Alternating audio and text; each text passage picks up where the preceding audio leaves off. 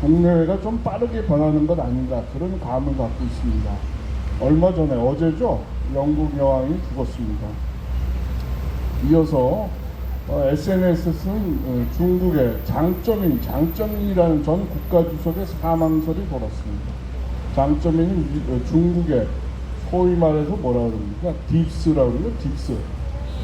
아주 뭐랍니까? 뒤에서 모든 걸 조종하는 그런 실력자 중에 하나입니다. 나이도 같아요. 엘리자베스 여왕도 26년생, 여기도 26년생, 나이가 96세입니다. 근데 이분들이 그동안 국제 무대에서 혹은 세계 질서를 짜는 데 있어서 상당한 뒤에서 실력자였다, 이런 얘기를 쭉 들어왔습니다. 근데 어떻게 공교롭게도 이렇게 한날 한시에 죽었다라는 발표가 나왔습니다. 그런 걸 보면서 이게 정말 우연의 일치일까 그런 생각을 다시 한번 해봅니다. 물론 이런 말씀을 드리는 것은 주류 언론에서는 전혀 언급하지 않고 있습니다. 영국 여왕이야 장쩌민의 사망설입니다. 별개의 사건으로 다루고 있습니다만 그렇지가 않은 것 같습니다. 지금 말입니다. 여러 가지 시각이 있을 수 있겠습니다만은 선과 악, 종교를 부정하는 세력과 종교를 지키려는 세력, 하늘을 바라보는 세력과 땅을 이렇게 지배하려는 세력, 두 가지 세력이 맞붙어서 엄청난 세력전, 엄청난 전쟁을 벌이고 있다, 이렇게 보셔야 됩니다. 그런 차원에서 볼 때 영국 여왕의 죽음, 발표, 그 다음에 장쩌민의 발표, 사망설, 의미가 있다, 이런 말씀을 다시 한번 드립니다. 자, 그 다음에 이 장쩌민의 사망 발표가 있고 난 뒤에 SNS는 이런 얘기가 들어왔습니다. 얼마 안 있어서 조만간 중국 공산당이 대만을 침략할 것이다, 이런 얘기가 지금 나돌고 있습니다. 결국은 그동안 무력 위협을 많이 지상과 해안과 공중에서 해왔는데요, 결정을 내리는 것 아닌가, 이런 얘기들이 많이 돌고 있습니다. 과연 그런 군사적 행위를 실제 옮길지 한번 지켜봐야 되겠습니다. 이렇게 된다면 동북아에 상당한 뭐랄까요, 군사적 긴장이 감돌 텐데요. 그럴 경우 이 한반도에도 영향을 미치지 않을까 싶습니다. 커다란 영향을 미치지 않을까 싶습니다. 그런데 마침 말입니다. 어제죠, 9월 8일이죠. 9월 8일날 북한의 최고인민회의가 북한의 핵무력을 법제화했습니다. 법제화. 우리는 비핵화할 수가 없어. 비핵화는 북한을 죽이는 길이야. 우리의 핵무력은 우리가 끝까지 지켜나갈 거야 라는 요지에, 그런 요지의 정책을 최고인민회의에서 통과시켰습니까? 이거 정말 불길합니다. 근데 우리는 지금 뭡니까? 대북한 정책은 비핵화죠. 비핵화 정책입니다. 돌이킬 수 없도록 검증 가동하도록 아주 분명하게 그런 비핵화를 추진하겠다는 게 우리 한국의 입장인데요. 저렇게 선제적으로 말이죠, 아주 적극적으로 자기들의 핵무력을 법적으로까지 뒷받침을 하면서 공세적으로 나오고 있습니다. 앞으로 우리가 어떻게 우리의 외교 정책, 대북 정책, 한반도 정책, 통일 정책이 어떻게 펴 나갈지 아주 중요한 시점에 와 있다라는 말씀을 드립니다. 그런데 이때까지 적어도 문재인 정권은 대북 정책이 없었습니다. 그렇죠? 대한민국 말살 정책은 있어도 대북한 정책, 통일 정책, 대북한 핵무기 정책은 없었습니다. 그랬습니다. 그런데 이 윤석열 정권은 어떻습니까? 윤석열 정권은 우리가 바라듯이 북한에 대해서, 북한의 핵무기에 대해서 한반도 통일을 위한 어떤 비전이나 정책을 갖고 있습니까? 없죠? 있습니까? 없습니다. 최근에 8.15 때 성명을 발표했었는데요. 8.15 선언을 발표했었는데 그 내용은 뭡니까? 뭘로 일관하고 있습니까? 김대중의 퍼주기식, 일방적인 세금을 동원한 일방적인 뮤추얼 상호작용이 아닌 일방적 퍼주기, 그걸 선언했습니다.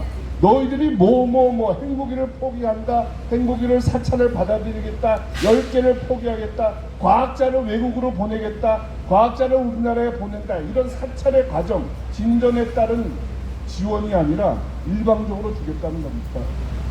너희들이 그냥 정상회담만 하고 너희들이 남북 화해에 대한 너희들 일방적 선언을 해주면은 우리가 그거를 너희의 진정성으로 인정하고 대북 퍼주기로 하겠다, 이런 얘기를 해서 우리들을 커다랗게 실망을 시켰는데요. 큰일 났습니다. 그렇죠? 아주 이 윤석열 정권은 뭐 하나 우리한테 안심을 못 주고 있습니다. 큰일 났습니다. 그런데 이렇게 세계 정석에 급박하게 움직이고 있고, 대만, 우리가 굉장히 근처에 비행기로 2~3시간 근처에서 군사적 기운이 감돌고 있고, 이북에서는 핵무기에 대한 정책을 법제화하고 있는데 우리나라는 뭘 하고 있는지 정말 답답하게 짝이 없는 그런 상태입니다, 여러분. 모두 큰일 났습니다. 자, 지금 정치권을 한번 돌아보겠습니다. 정치권을 어떻게 하고 있습니까? 여야가, 대통령과 대통령 후보가 뜯고 서로 싸우고 있습니다. 야권이 이재명 후보에 대해서 거짓말을 했다고 검찰이 소환장을 날렸습니다. 비겁합니다. 저는 그렇게 생각합니다. 하려면은 대장동 비리가 얼마나 많습니까?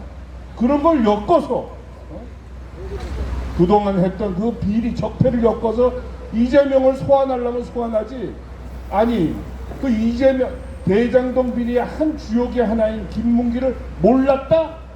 라는 발언을 했다고, 그걸 거짓말을 했다고, 그게 공직선거법 위반이라고 검찰에서 소환하는 건, 이거는 제가 보기에는 위장이다, 이렇게 생각하고 있습니다. 이재명을 잡지 못하니까, 잡으려면 너무나 힘이 드니까, 힘이 없으니까, 그리고 이재명이나 윤석열이나 문재인이나 한 통속이니까 그냥 신용만 한다, 이렇게 바라볼 수가 없습니다. 이렇게 하니 이재명 쪽에서 가만히 있겠습니까? 윤석열의 부인이라는 김건희의 각종 의혹들, 도이치 주가 조작 사건, 브로치가 어떻고 박사희가 가짜고, 이런 걸 갖고 서로 찍고 뜯고 싸움이 났습니다. 그런데 지금 국외에서는 이렇게 군사적 기운이 강화되고 있는 그런 상황입니다, 여러분. 어떻게 하시면 좋겠습니까? 네? 큰일 났습니다. 아무도 우리를 살펴주지 않습니다. 정당도 그렇고, 언론도 그렇고, 시민단체도 그렇고, 국민들을 살펴주는 사람은 하나도 없습니다. 지금 여기 남아있는 애국기 세력 일부뿐입니다. 아까 우리 미 총장이 잠깐 언급했습니다만, 여기 나와있는 세력 중에 저기 종교인 세력은 우리를 얼마나 실망시키고 있습니까? 우리가 지금 정신 차려야 될 아주 중요한 일입니다. 10월 3일 날 또 커다란 집회를 한다고 하는데요. 오늘이 9월 9일입니다. 앞으로 우리가 매주 여기 국본에서 집회를 하실 때, 매주 하실 때 다음 주는 16일, 다음 주는 23일 이렇게 할 때마다 좀 여기 참가하시는 분들의 숫자가 많이 들었으면 하는 바람입니다. 자, 마지막으로 탄핵 얘기를 하지 않을 수 없습니다. 어저께인가요? 우종찬 기자의 유튜브에 아주 의미 있는 동영상이 올라왔습니다. 여러분들 보셨을까 싶습니다. 그 동영상 내용은 이렇습니다. 지금 우종찬 기자가 헌법재판관을 상대로 너희들 잘못 판단을 했어. 너희들은 가짜 근거가 없는 서류를 갖고 현직 대통령을 탄핵을 했어. 그건 잘못된 거야. 그렇기 때문에 국민들한테 너의 잘못된 행위에 대해서 배상을 해야 돼 라는 소송을 진행 중입니다. 그 소송과 관련해서 헌법재판소에 대통령 박근혜 대통령을 탄핵한 근거 서류가 뭐냐 라는 조회 신청을 했습니다. 그랬더니 헌법재판소에서 답을 하기를, 지금 우종찬 기자가 받고 있는 그 법원에 답을 하기를 뭐라고 했습니까? 근거 서류 없어. 그냥 탄핵 결정문만 있어. 이게 무슨 소리입니까? 아니, 도둑놈에 대해서 유죄 판결을 내리더라도 그 도둑놈이 언제 어디서 누구와 어떻게 무엇을 가지고 도둑질을 했다는 거를 증거를 부중하지 않습니까? 그거를 마련해야 되지 않습니까? 그걸 놓고 재판관이 판단을 해야 되는 거 아닙니까? 아니 그런데 헌법재판소에서는 멀쩡한 박근혜 대통령을 탄핵하면서 탄핵 결정을 내린 근거 서류가 없다는 거예요. 근거 서류가. 이게 말이 되는 겁니까, 여러분? 그 당시 어떤 일이 있었습니까? 2016년 12월에 탄핵 소추를 국회가 통과시키자 탄핵 소추안이 권성동을 통해서 헌법재판소에 제출이 됩니다. 헌법재판소에서는 그 제출된 헌법 소추안을 보고 뭐라고 얘기합니까? 그 유명한 강인원 씨 아시죠? 강인원 씨. 강인원 주심 재판관이 뭐라고 얘기합니까? 야, 너희들이 이거 써온 거 보니까 이거 정리가 엉터리로 되니까 헌법재판소에서도 역대 탄핵 사례는 딱 한 건 노무현 때밖에 없어. 그때 사례를 보니까 너희들 이렇게 쓰면 안 되겠어. 이렇게 쓰지 말고 이렇게 정리해와 라고 명령 지시를 내줬어요. 그래서 권성동이가 그 탄핵 소추안을 고칩니다. 새롭게. 아시죠? 뭐 제가 다 말씀 이렇게 구강에 드리지 않아도 아실 겁니다. 그래 고쳐서 제가 생각엔 1월 말인가 2017년 1월 말 그러니까 2월 초에 냅니다. 근데 그 고쳐낸 그 새로운 소추서도 없다는 거예요. 이게 뭡니까 이게? 아니 대통령을 쫓아내면서 그 판단을 내린 근거 서류가 없다는 거예요. 우종찬 기자는 이렇게 얘기합니다. 야, 이거는 내란 행위예요. 이거는 내란입니다. 이거는 저는 거기다가 하나 더 붙입니다. 내란의 반역 행위입니다. 이거는. 이럴 수가 있습니까? 이 사람들이 그냥 1, 2년 재판 판사를 한 사람들이 아니에요. 적어도 헌법재판관에 가려면 18년인가요? 뭐 15년인가요? 일정 자격이 있습니다. 그걸 해야지, 법적 경력이 있어야지 헌법재판관을 하는 겁니다. 그런데도 불구하고 근거도 없이, 증거도 없이, 관련 서류도 없이 3월 7일날 2017년 3월 7일날 박근혜 대통령을 탄핵한 거예요. 불법 탄핵입니다. 불법 탄핵에 또 다른 증거가 나온 겁니다, 여러분. 이게 내란 반역 행위에 또 다른 증거가 나온 겁니다, 여러분. 맞습니다. 그런데 이런 목소리를 높여도 언론에서 아무도 상관치 않아요. 뭐 물레방아 끝났는데 그러고 있습니다, 여러분. 이래갖고 이게 되겠습니까? 큰일 났습니다. 큰일 났어요. 우리가 2017년, 16년 말부터 여기 나오셨는데요. 6년간 이런 이 아스팔트에서 흘린 피와 땀이 완전히 물거품이 될 수도 있는 그런 상황입니다. 큰일 났습니다. 그래서 이번 가을에는 좀 더 많은 분들이 오셔갖고 이 탄핵의 불법성, 이 내란 반역성을 좀 더 우리가 강조해서 이 일반 시민들이 좀 깨어나도록 해야 되겠다, 이런 말씀을 다시 한번 강조드립니다. 큰일 났습니다. 자, 마지막으로 북한과 우리의 생존성에 대해서 말씀드리겠습니다. 북한은 우리보다 못 삽니다. 그죠? 엄청나게 못 삽니다. 거기 5,000달러 안 될 겁니다. 우리는 뭐 3만 달러라고 그럽니다. 인구도 거기는 2,600만입니다. 우리는 5,200만이 조금 안 됩니다. 그죠? 그런데 제가 보기에는 여러분들이랑 저희 생각이 비슷할 것 같아요. 이 두 집단이 싸우면 누가 이기겠습니까? 우리가 이기죠. 우리가 이긴가요? 네. 확실한가요? 네. 100% 우리가 이깁니다. 자, 저들은 핵무기가 있습니다. 응? 저들은 핵무기가 있어요. 저걸 법제화했어요. 우리는 근데 싸울 생각이 있습니까? 여기 나와 있는 분들만 싸울 생각이 있는 거 아니에요?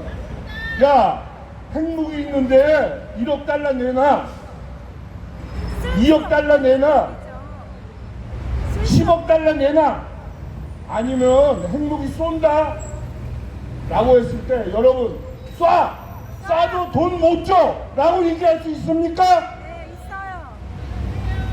여러분은 그렇게 얘기할 수 있어도 언론, 기득권들, 국민의힘당, 김무성 탄핵 세력들은 절대로 그런 얘기 못할 겁니다, 여러분. 거기에 심각성이 있는 거예요. 이 외부에 드러난 권력은 잡은 사람들이 이 나라 이 국민들을 지키겠다, 수호하겠다라는 의지가, 강력한 의지가 없다고 저는 말씀드리는 겁니다. 자, 다시 저는 이 헌법재판소 이 반역성, 반란성 이걸 가지고 굴리고 굴려서 우리 시민들이 많이 알아서 우리가 이 나라를 바로 잡으려면 어떻게 해야 되느냐, 어디서 뭉쳐서 뭉친 부분을 풀어야 되느냐 라는 지점을 빨리 발견해야 됩니다. 그거는 바로 우리가 2016년에 광란의 촛불에 우리가 정신이 빠져서 어른해서 불법 탄핵을 우리가 당했던 그 지점으로 돌아가야 되는 겁니다. 그런 말씀을 다시 한번 강조드립니다. 큰일 났습니다, 여러분. 자, 앞으로 여러분 대만에서 무슨 일이 일어나는지, 북한에서 핵무기 관련해서 무슨 장난을 치는지, 이 나쁜 놈들이, 이 권력 가진 놈들이 북한의 핵무기에 대해서 어떤 대응을 하는지, 핵무기를 공갈치는데 8.15 선언처럼 무조건 퍼주겠다 하는지 여러분들 지켜보셔야 돼요. 그럴 때 해결이 안 되면은 여러분은 누구를 외쳐야 됩니까? 누구를 외쳐야 돼요? 박근혜 대통령을 외쳐야 됩니다. 아셨습니까? 이 유일한 생존의 길입니다. 맞습니다. 그것이 우리가 살 수 있는 유일한 가장 비용과 생명과 재산을 덜 손해보는 길입니다. 우리 다 함께 기억해야 됩니다, 여러분. 우리가 위기가 닥쳤을 때 우리는 누구를 중심으로 붙여야 되느냐? 박근혜 대통령이다 라는 말씀을 논리적으로, 합리적으로 다시 한번 강조합니다. 맞습니다. 감사합니다.